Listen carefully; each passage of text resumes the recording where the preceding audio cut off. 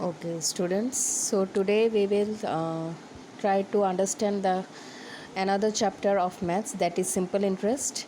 Before starting off with the exercise, we have to be familiar with the formulas which are related to simple interest. So let's start. So basically, simple interest, it is denoted by the short form SI.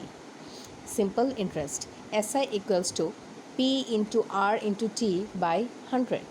Okay, now this is the main formula which is related to simple interest. Now here SI is simple interest.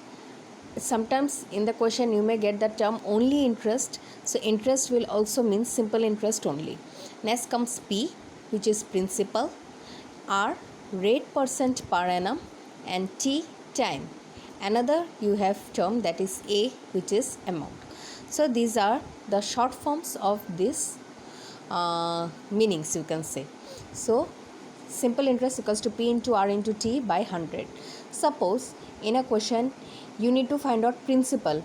You are given simple interest, rate and time, so you have to find out principal. So for finding out principal, you have to use this formula: P equals to SI into 100 by R into T. Next, suppose you need to find out R, that is rate percent. So if you need to find rate percent, so the formula is SI into 100 by P into T. Next, suppose you need to find out time. Time will be equal to SI into 100 by P into R. Alright. Now, suppose in some questions you may get like you have been given principal, rate, time, everything is given to you, and you need to find out amount. So if you need to find out amount, before finding that one you have to find out simple interest. So by calculating, by using this formula, you can find out the simple interest.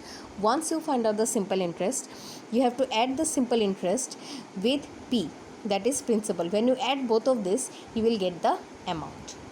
So I hope till here it is clear to you all. Please go through the formulas and learn them.